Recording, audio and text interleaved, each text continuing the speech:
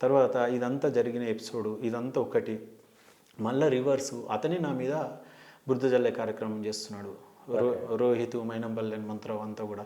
ఇది నేషనల్ మీడియాలో, స్టేట్ మీడియాలో, కౌన్సిల్లో దేశపతి శ్రీనివాస్ గారు ఇది ప్రస్తావించిన తర్వాత ఆయనకు ఎటు ఇది కాక ఆయన మళ్ళీ నా మీద బురద జల్లే కార్యక్రమం చేసుకుంటూ అది పేపర్, ఆన్లైన్ పేపరు, అది ఎక్కడెక్కడనో సోషల్ మీడియాలో నా మీద అగ్లీగా, అంటే నేను ఒక ఫేక్ జర్నలిస్ట్ అని, హరీష్ రావు మంత్రి హరీష్ రావు క్రియేట్ చేసిన ఫేక్ జర్నలిస్ట్ అని, బ్లాక్ మెయిలర్ అని, డబ్బులు డిమాండ్ చేసిండని ఆ రకంగా ఇది చేసేసరికి అది తట్టుకోలేక, ఆ సోషల్ మీడియాలో చూసేది తట్టుకోలేకనే చాలామంది ఫోన్ చేశారు. నా పరిస్థితి అంతా తెలుసు, అందరూ తెలుసు నా పరిస్థితి, నేను ఏమున్నా నేను రోహిత్ని కలవడము ఒకసారి ఆ టైంలో కలవడం.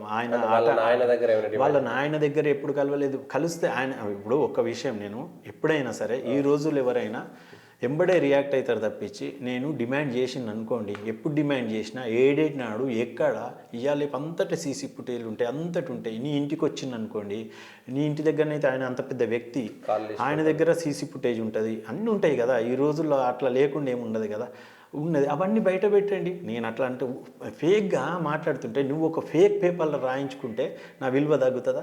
నా ఆస్తి ఏంది? నేను అప్పుడు జర్నలిస్ట్ కాకముందు నా ఆస్తి ఏమున్నది? జర్నలిస్ట్ అయినాక నేను ఎంత బోడ కొట్టుకున్నా ఇప్పటికే. అంటే మీరు ఏమనుకోవద్దు, జర్నలిస్టులు అంటే ప్రజలలో కొంత చులకన భావం ఉన్నది, లేదని కాదు. ఎవరో ఒక్కరు చేసినా, 100 మందిలో ఒక్కరు చేసినా, 1000 మందిలో ఒక్కరు చేసినా సంస్థ మీద, ఏ సంస్థ అయినా వాళ్ళందరి మీద చెడ్డ అభిప్రాయం వస్తుంది. అట్లాంటిది ఉన్నది. ఇట్లాంటిది ఫేక్ రాపించుకుంటుంటే ఎట్లుంటుంది?